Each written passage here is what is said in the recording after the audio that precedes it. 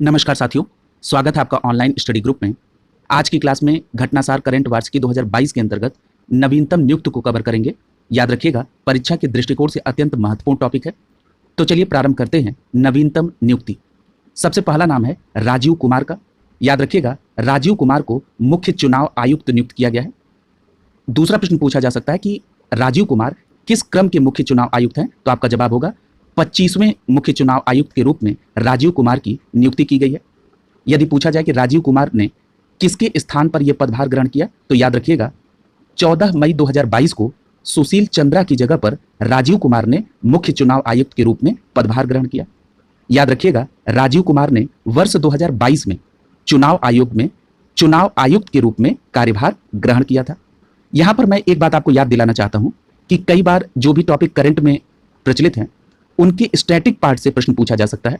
जैसे आपसे यह पूछा जा सकता है कि मुख्य चुनाव आयुक्त की नियुक्ति किसके द्वारा की जाती है, तो आपका जवाब होगा राष्ट्रपति महोदय द्वारा। यदि आपसे पूछा जाए कि चुनाव आयोग किस भाग से संबंधित है, तो आपका जवाब होगा भाग 15 से संबंधित है। और अनुच्छेद की बात करें तो अनुच्छेद 324 से 329 चुनाव आयोग से संबंधित है। आपसे यह पूछा जा सकता है कि चुनाव आयोग में कितने चुनाव आयुक्त होते हैं, तो याद रखिएगा एक मुख्य चुनाव आयुक्त और 2 अन्य चुनाव आयुक्त होते हैं। इनके कार्यकाल की बात करें तो 6 वर्ष या 65 वर्ष, जो पहले पूरा हो जाए। इस प्रकार की जो स्टैटिक प्रश्न है वो आप करंट से रिलेटेड जो प्रश्न बन सकते हैं उनको जरूर याद रखेंगे। अगला नाम है पुष्प कुमार जोशी का।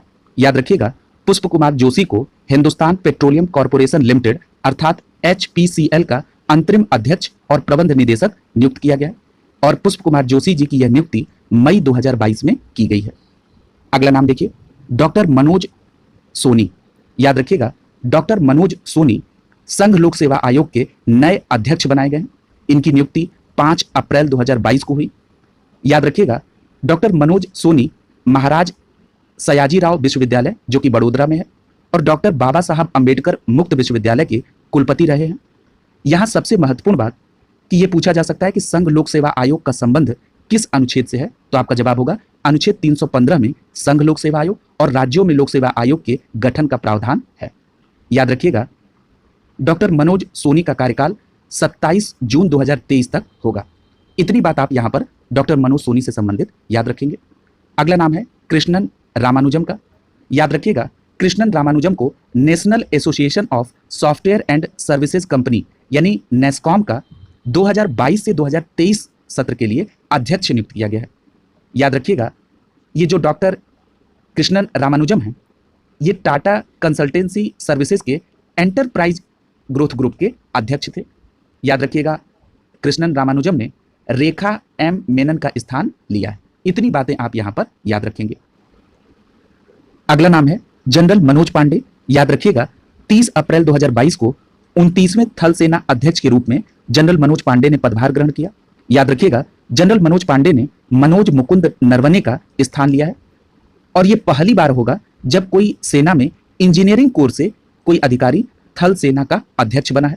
याद रखिएगा, जनरल मनोज पांडे इसी वर्ष फरवरी में थल सेना के उप प्रमुख बने थे। अगला नाम है संगीता सिंह का। याद रखिएगा, संगीता सिंह भारतीय राजस्व सेवा की अधिकारी रहे। इन्हें केंद्रीय प्रत्यक्ष कर बोर्ड अर्थात CBDT का चेयरमैन का अतिरिक्त प्रभार सौंपा गया है और यह प्रभार 2 मई 2022 को प्रदान किया गया। अगला नाम है RK सुमन बेरी का। याद रखिएगा, सुमन के बेरी को नीति आयोग का नया उपाध्यक्ष 22 अप्रैल 2022 को नियुक्त किया गया। याद रखिएगा, उन्होंने राजीव कुमार का स्थान ग्रहण किया है। 1 मई 2022 को नीति आयोग के उपाध्यक्ष के तौर पे इन्होंने कार्यभार ग्रहण किया। याद रखिएगा, राजीव कुमार नीति आयोग के दूसरे उपाध्यक्ष थे। यदि आपसे पूछा जाए कि नीति आयोग के अध्यक्ष कौन होते हैं, तो याद रखिएगा प्रधानमंत्री। यहां सुमन के बेरी के बारे में एक बात और याद रखिएगा, इससे पहले Suman K Bery national council of applied economics research जिसका शॉर्ट फॉर्म होता है NCAER, इसके महानिदेशक अर्थात मुख्य कार्यकारी के तौर पर कार्य कर रहे थे। अगला नाम देखिए, अगला नाम है कैंपबेल विल्सन। याद रखिएगा, कैंपबेल विल्सन का जन्म न्यूजीलैंड में हुआ और सिंगापुर एयरलाइंस की सब्सिडरी कंपनी स्कूट के ये CEO थे। कैंपबेल को टाटा ग्रुप ने एयर इंडिया का नया CEO और MD मई 2022 में नियुक्त किया। यानी अगर आपसे कैंपबेल विल्सन के बारे में पूछा जाए तो सबसे पहला आपका जवाब होगा कैंपबेल को टाटा ग्रुप ने एयर इंडिया का नया CEO और MD नियुक्त किया मई 2022 में। याद रखिएगा, कैंपबेल विल्सन प्रधानमंत्री की आर्थिक सलाहकार परिषद, सांख्यिकी आयोग और मौद्रिक नीति पर भारतीय रिजर्व बैंक की तकनीकी सलाहकार समिति के सदस्य भी रह चुके हैं। इतनी बात आप कैंपबेल के बारे में याद रखेंगे। अगला नाम है एके सूद का। याद रखिएगा, एके सूद को प्रधान वैज्ञानिक सलाहकार अर्थात पीएसए नियुक्त किया गया है और यह नियुक्ति भारत सरकार ने अप्रैल 2022 में की है। याद रखिएगा, प्रोफेसर के विजय राघवन का स्थान लिया है एके सूद ने। याद रखिएगा, डॉक्टर सूद भौतिक वैज्ञानिक होने के साथ ही साथ विज्ञान प्रौद्योगिकी और नवाचार सलाहकार परिषद के सदस्य भी हैं। ये ग्रेफीन पर शोध के लिए जाने जाते हैं और भारतीय विज्ञान संस्थान बेंगलुरु में भौतिकी के विशिष्ट प्रोफेसर भी हैं। इतनी बात आप यहां पर एके सूद के बारे में याद रखेंगे। अगला नाम है राज सुब्रमण्यम का। याद रखिएगा, दुनिया की सबसे बड़ी एक्सप्रेस परिवहन कंपनी फेडेक्स ने मार्च 2022 में भारतीय मूल के अमेरिकी राज सुब्रमण्यम को अपना मुख्य कार्यकारी अधिकारी अर्थात सीईओ नियुक्त किया है। अगला नाम है गिलबर्ट एफ हांगबो। याद रखिएगा, ये जो गिलबर्ट एफ हांगबो हैं, ये टोगो के पूर्व प्रधानमंत्री हैं। अब आपके दिमाग में एक प्रश्न उठ रहा होगा कि जो टोगो देश है ये किस कॉन्टिनेंट में है और इसकी राजधानी क्या है। तो याद रखिएगा, टोगो अफ्रीकी महाद्वीप में है और इसकी राजधानी लोमे है। अब आइए मूल प्रश्न पर। याद रखिएगा, गिलबर्ट एफ हांगबो जो कि टोगो के पूर्व प्रधानमंत्री हैं, इन्हें 25 मार्च 2022 को अंतर्राष्ट्रीय श्रम संगठन अर्थात आईएलओ का 11वां महानिदेशक निर्वाचित किया गया। याद रखेंगे, अंतर्राष्ट्रीय श्रम संगठन के 11वें महानिदेशक कौन बने हैं? टोगो के पूर्व प्रधानमंत्री गिलबर्ट एफ हांगबो। अगला नाम देखिए, विनय क्वात्रा। याद रखिएगा, भारत के नए विदेश सचिव के रूप में पदभार ग्रहण किया है 1 मई 2022 को विनय क्वात्रा ने। याद रखिएगा, ये एक वरिष्ठ राजनयिक थे। अगर हम बात करें कि विनय क्वात्रा ने किसका स्थान लिया है, तो याद रखिएगा, हर्षवर्धन श्रृंगला का स्थान लिया है विनय क्वात्रा ने। ये भारत के नए विदेश सचिव होंगे विनय क्वात्रा। अगला नाम है तरुण कपूर का। याद रखिएगा, तरुण कपूर को प्रधानमंत्री नरेंद्र मोदी का सलाहकार नियुक्त किया गया है 2 मई 2022 को। तरुण कपूर पूर्व पेट्रोलियम सचिव थे और याद रखिएगा, वह भारतीय प्रशासनिक सेवा के 1987 बैच के हिमाचल प्रदेश कैडर के अधिकारी थे। ये जो लास्ट पॉइंट मैंने आपको बताया कि ये 1987 बैच के हिमाचल प्रदेश कैडर के प्रशासनिक सेवा के अधिकारी थे, इस फैक्ट को आप केवल जनरल याद रखिएगा। यहां से प्रश्न पूछे जाने की संभावना कम है। यहां तरुण कपूर के बारे में आपको जो सीधा प्रश्न बनेगा कि प्रधानमंत्री नरेंद्र मोदी के सलाहकार के रूप में किसकी नियुक्ति हुई, तो आपका जवाब होगा तरुण कपूर का। अगला नाम है प्रोफेसर डॉक्टर आशुतोष कुमार का।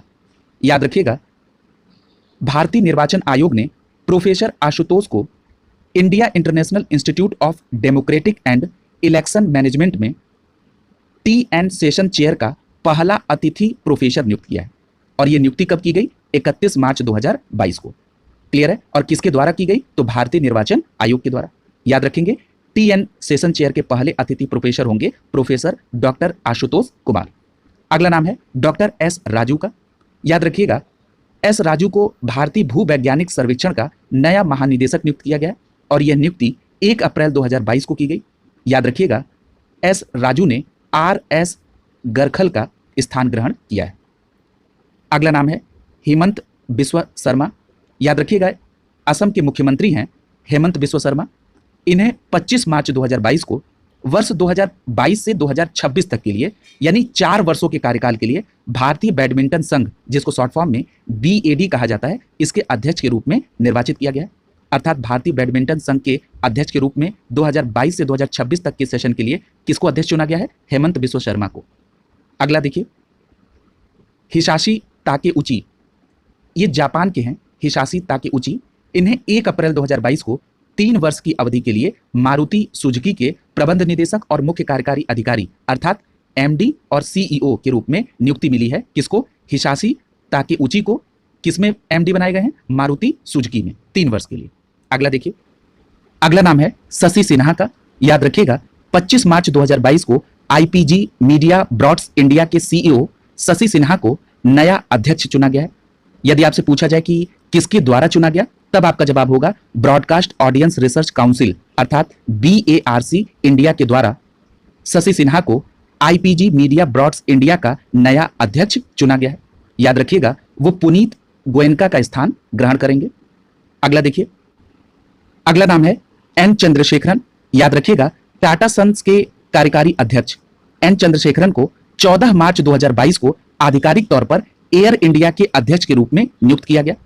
याद रखिएगा, एयरलाइन को टाटा समूह द्वारा 2021 में केंद्र सरकार से अधिकृत किया गया था। यहां पर एक फैक्ट और आपने एयर इंडिया से संबंधित अभी पढ़ा है। आपने पढ़ा है कि एयर इंडिया के नए सीईओ और एमडी के रूप में कैंपबेल विल्सन को नियुक्त किया गया है। याद रखिएगा, जब भी इस प्रकार के फैक्ट्स आपको कोरिलेट करने के लिए आए तो आप निश्चित तौर पर उनको कोरिलेट करें। इससे आपकी उस विषय पर समझ भी बढ़ती है और आपको फैक्ट को याद रखना भी आसान होता है। अगला नाम देखिए, अगला नाम है देवाशीष पांडा का। याद रखिएगा, देवाशीष पांडा को भारतीय बीमा नियामक और विकास प्राधिकरण अर्थात IRDAI का नया अध्यक्ष 4 मार्च 2022 को नियुक्त किया गया। याद रखिएगा, इन्होंने सुभाष चंद्र खुंटिया का स्थान लिया है। याद रखिएगा, देवाशीष पांडा उत्तर प्रदेश कैडर के 1987 बैच के IAS अधिकारी हैं और मंत्रिमंडल की नियुक्ति समिति ने पदभार ग्रहण करने से 3 साल की अवधि के लिए शुरू में बीमा नियामक के अध्यक्ष के रूप में पांडा की नियुक्ति को मंजूरी दे दी है।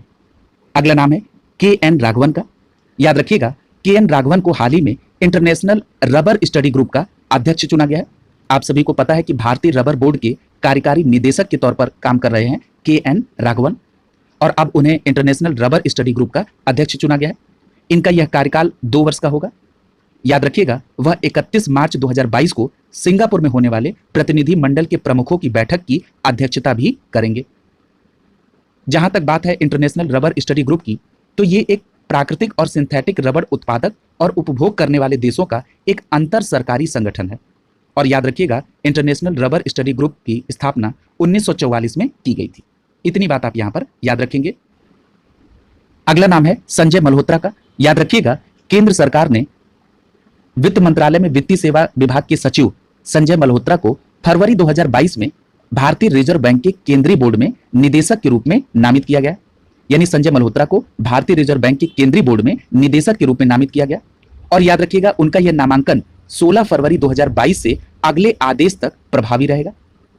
संजय मल्होत्रा राजस्थान कैडर के 1990 बैच के IAS अधिकारी हैं। अगला नाम है संजीव सान्याल का। याद रखिएगा, संजीव सान्याल को हाल ही में प्रधानमंत्री की आर्थिक सलाहकार परिषद का पूर्णकालिक सदस्य नियुक्त किया गया है। संजीव सान्याल एक प्रसिद्ध अर्थशास्त्री और इतिहासकार हैं। याद रखिएगा, संजीव सान्याल को फरवरी 2017 में मुख्य आर्थिक सलाहकार के रूप में वित्त मंत्रालय में शामिल किया गया था। यहां पर मैं एक फैक्ट को कोरिलेट कराना चाहता हूं। अभी आपने पढ़ा कि संजीव सान्याल को प्रधानमंत्री की आर्थिक सलाहकार परिषद का पूर्णकालिक सदस्य नियुक्त किया गया है और आज ही आपने पढ़ा है कि तरुण कपूर को प्रधानमंत्री नरेंद्र मोदी का सलाहकार नियुक्त किया गया है। यानी आप इन दोनों बातों को याद रखेंगे क्योंकि इन दोनों लोगों का संबंध प्रधानमंत्री से है। अगला देखिए, अगला नाम है माधवीपुरी बुच का। याद रखिएगा, केंद्र सरकार ने 28 फरवरी 2022 को माधवीपुरी बुच को भारतीय प्रतिभूति एवं विनिमय बोर्ड अर्थात सेबी का नया चेयरमैन नियुक्त किया है। याद रखिएगा, पहली बार किसी महिला को सेबी का चेयरमैन नियुक्त किया गया है।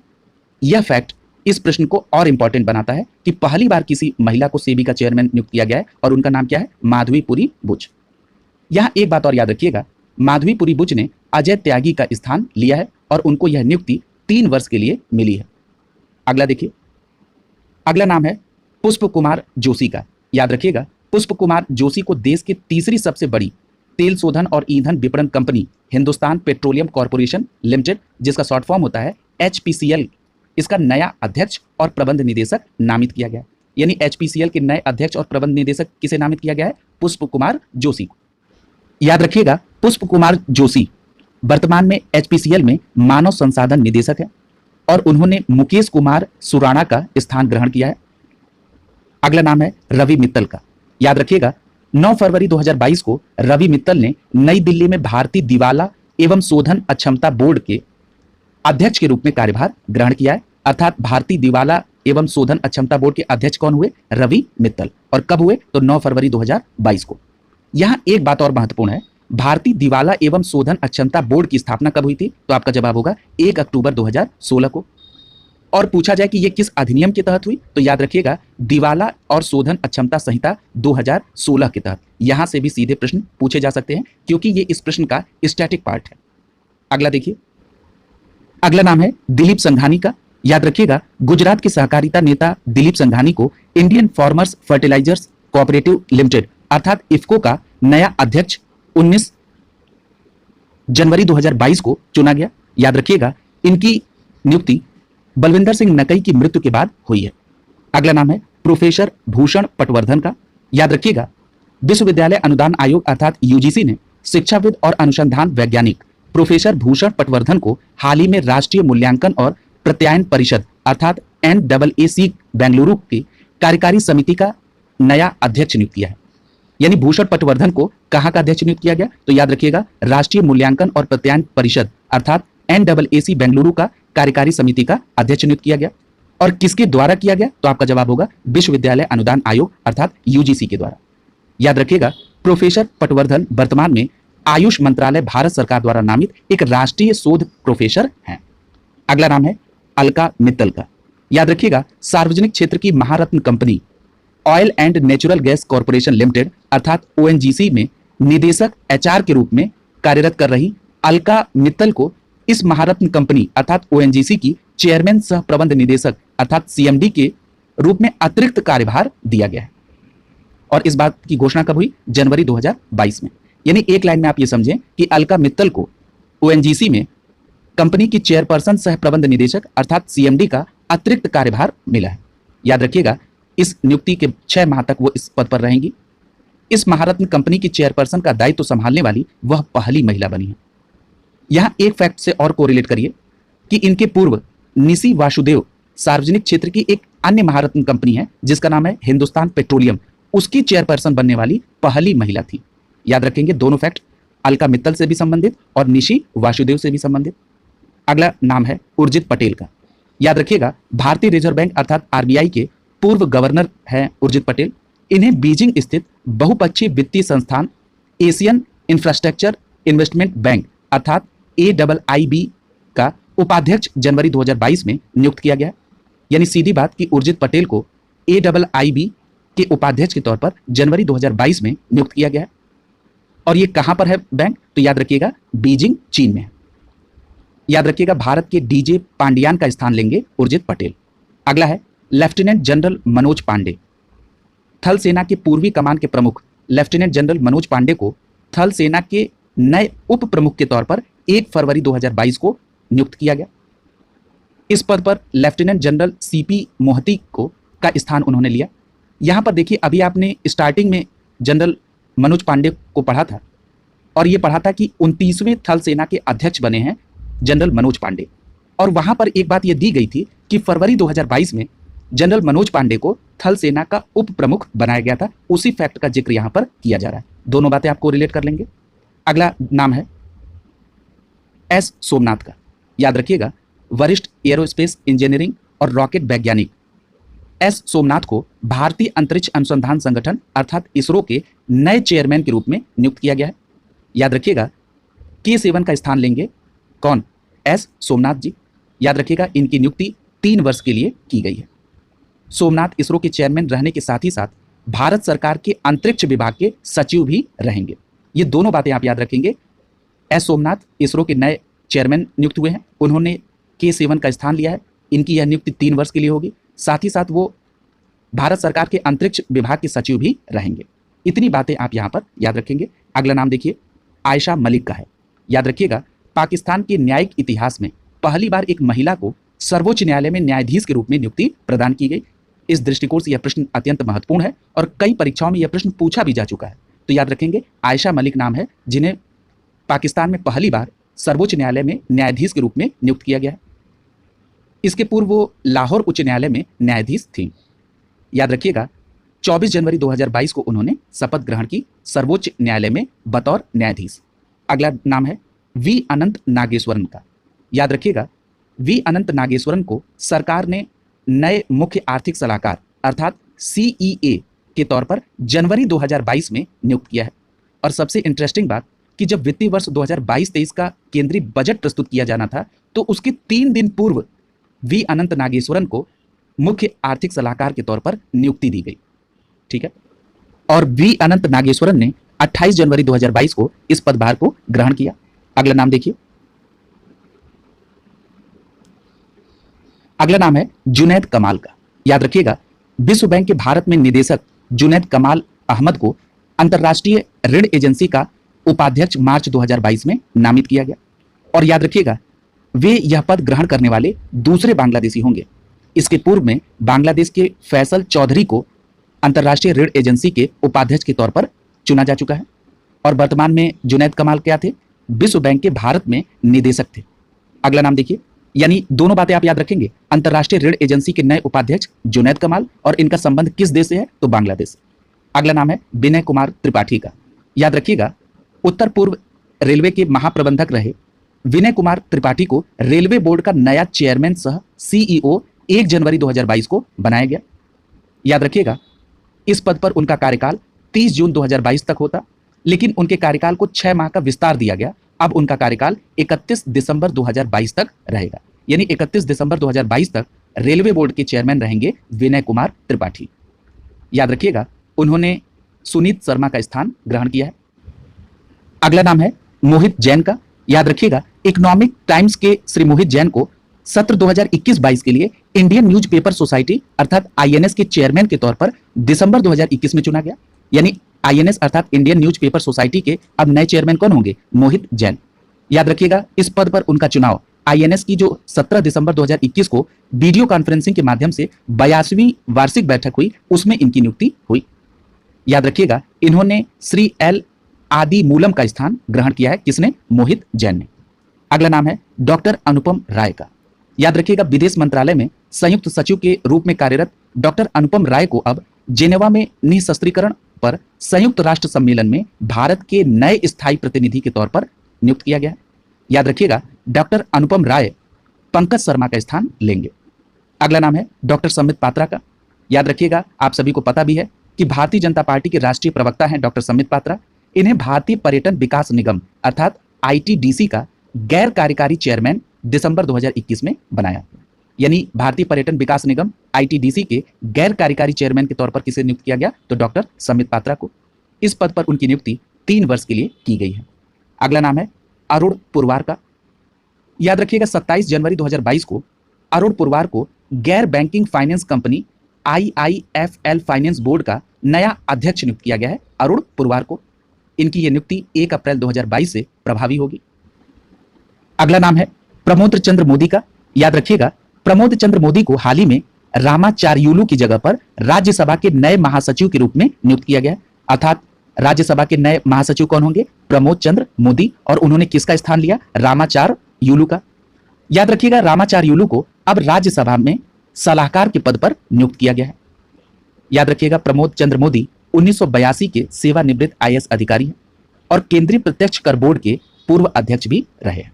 अगला देखिए, अगला नाम है केवी कामत का।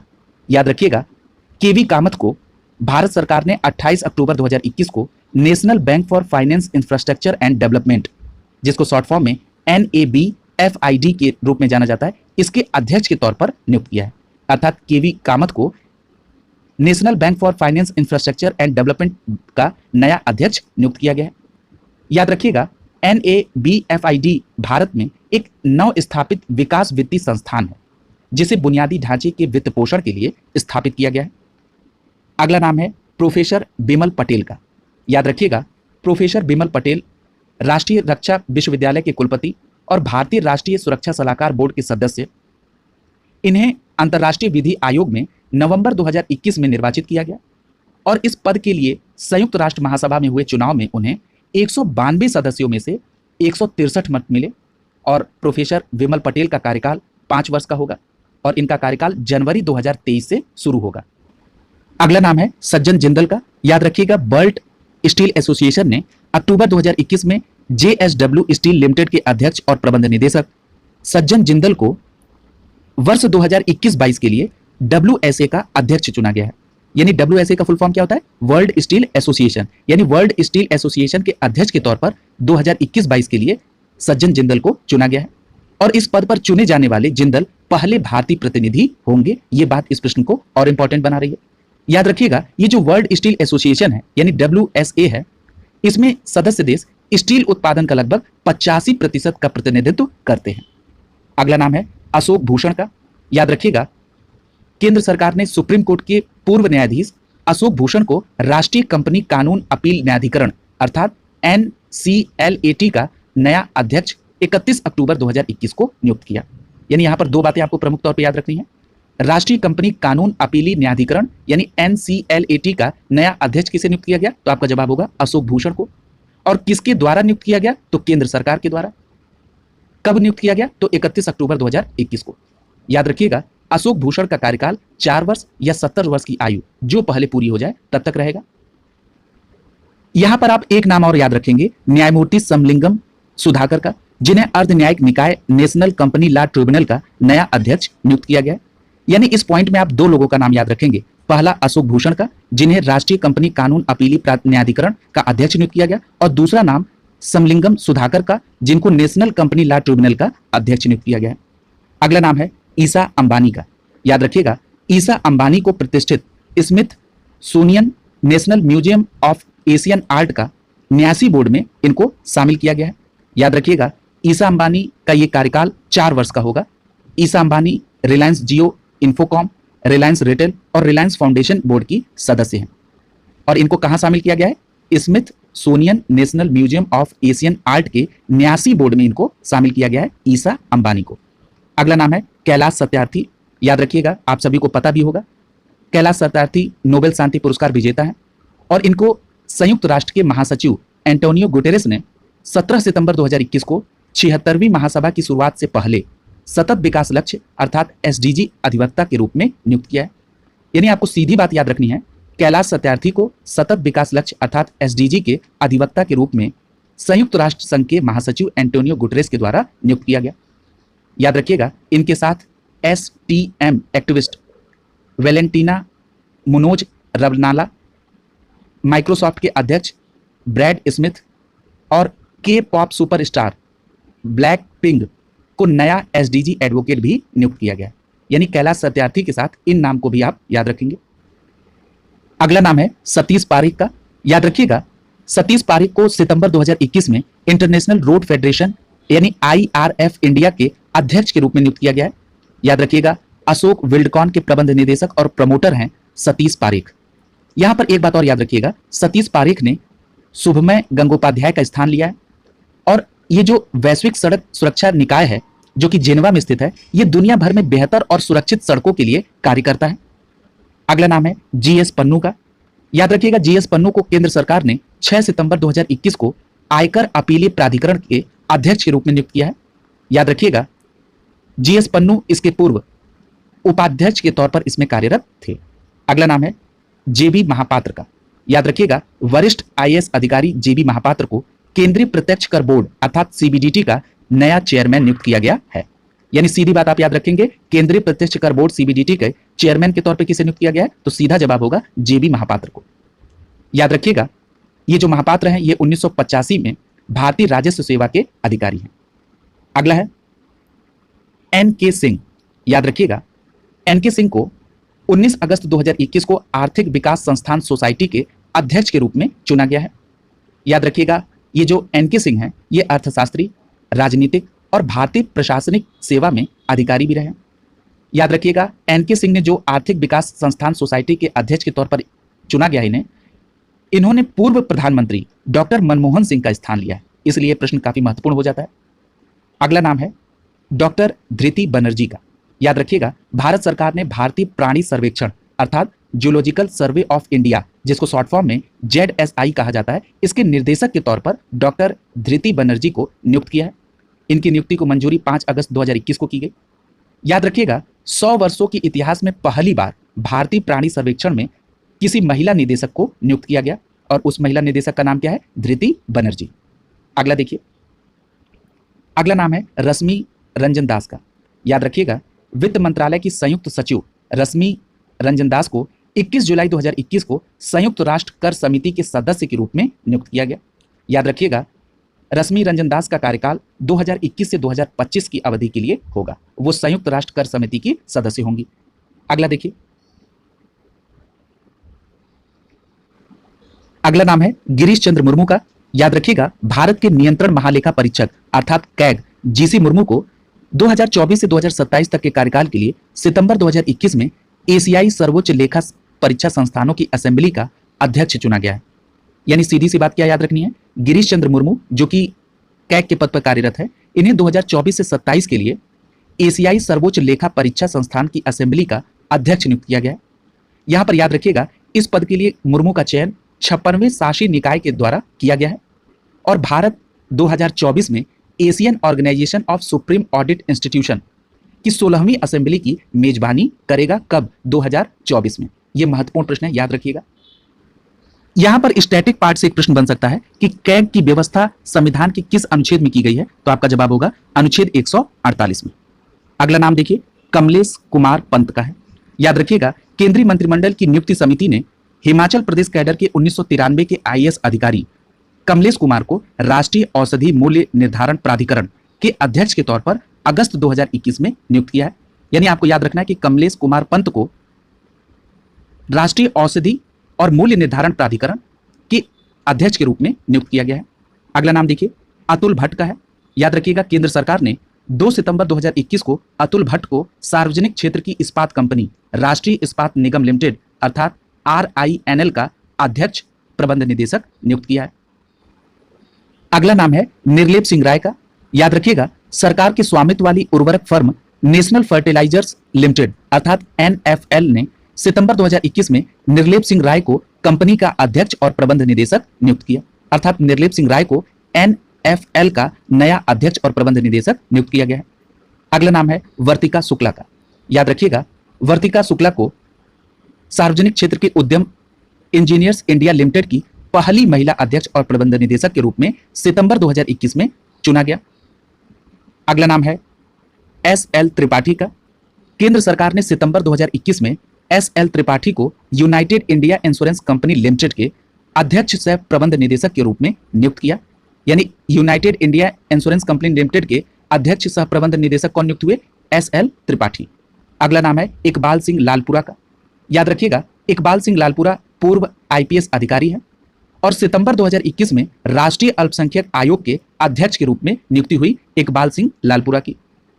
याद रखिएगा, आप सभी को पता भी है कि लालपुरा पुलिस सेवा से जब सेवानिवृत्त हुए तो 2012 में इन्होंने भारतीय जनता पार्टी की सदस्यता ग्रहण की थी। अगला नाम है तेजस चौहान का। याद रखिएगा, तेजस चौहान एक वरिष्ठ अधिवक्ता, इन्हें पेरिस स्थित इंटरनेशनल चैंबर्स ऑफ कॉमर्स की अंतर्राष्ट्रीय मध्यस्थता अदालत में दक्षिण एशिया का क्षेत्रीय निदेशक सितंबर 2021 में बनाया गया। याद रखिएगा, तेजस चौहान इस पद पर नियुक्त होने वाले दूसरे भारतीय हैं। फिर आपके मन में यह प्रश्न है कि पहले भारतीय कौन है, तो दिया गया है कि पूर्व क्षेत्रीय निदेशक अभिनव भूषण का उन्होंने स्थान ग्रहण किया है। अगला नाम है न्यायमूर्ति वेणुगोपाल का। याद रखिएगा, न्यायमूर्ति M वेणुगोपाल को सितंबर 2021 में अपीली न्यायाधिकरण राष्ट्रीय कंपनी कानून अपीली न्यायाधिकरण का नया कार्यवाहक अध्यक्ष नियुक्त किया गया। यानी न्यायमूर्ति वेणुगोपाल को राष्ट्रीय कंपनी कानून अपीली न्यायाधिकरण, जिसको शॉर्ट फॉर्म में NCLT कहा जाता है, इसके कार्यवाहक अध्यक्ष के रूप में नियुक्त किया गया। अगला नाम है शंभुनाथ श्रीवास्तव का। याद रखिएगा, इलाहाबाद उच्च न्यायालय के पूर्व न्यायाधीश और छत्तीसगढ़ के पूर्व प्रमुख लोकायुक्त शंभुनाथ को जून 2021 में Indian federation of United nation association, जिसका शॉर्ट फॉर्म है IFUNA, इसका अध्यक्ष नियुक्त किया गया। यानी यहां पर आपको दो बातें याद रखनी है। पहली बात कि शंभुनाथ श्रीवास्तव को जून 2021 में Indian federation of United nation association अर्थात IFUNA का अध्यक्ष नियुक्त किया गया। और ये शंभु श्रीवास्तव किस पद पर थे, तो ये इलाहाबाद उच्च न्यायालय के पूर्व न्यायाधीश रह चुके हैं और छत्तीसगढ़ के पूर्व प्रमुख लोकायुक्त भी रह चुके हैं। और याद रखिएगा, ये जो IFUNA है, ये संयुक्त राष्ट्र और इसकी विशेष एजेंसियों के उद्देश्यों को बढ़ावा देने के लिए एक गैर लाभकारी संस्था है। इतनी बात आप यहाँ पर याद रखेंगे। इस प्रकार यहाँ पर जो नवीनतम नियुक्ति है वो कंप्लीट होती है। अगला जो महत्वपूर्ण टॉपिक होगा वो है ऑपरेशन और अभियान से संबंधित। आपको जो भी क्लासेस मिलती जा रही हैं, आप उसको निरंतर कंप्लीट करते रहें। ऑनलाइन स्टडी ग्रुप करंट से रिलेटेड जो भी प्रतिष्ठित पत्रिकाएं हैं उसको समय समय पर कवर कराता रहा है और आगे भी उसको कंटिन्यू जारी रखेगा। बस आपको जो भी क्लासेस मिले आप उसको करते चलें। जो भी अतिरिक्त फैक्ट्स बताए जा रहे हैं, किस प्रकार से कोरिलेट करना है, इन सभी बातों को आप ध्यान रखेंगे। जो लोग पढ़ाई करते समय चीज़ों को कोरिलेट करते हैं वो इस बात से पूरी तरह से सहमत होंगे कि वो उस विषय पर अच्छी जानकारी भी रखते हैं और साथ ही साथ उन्हें तथ्यों को याद करने में भी आसानी होती है। शुभकामनाओं के साथ आप सभी का बहुत बहुत धन्यवाद।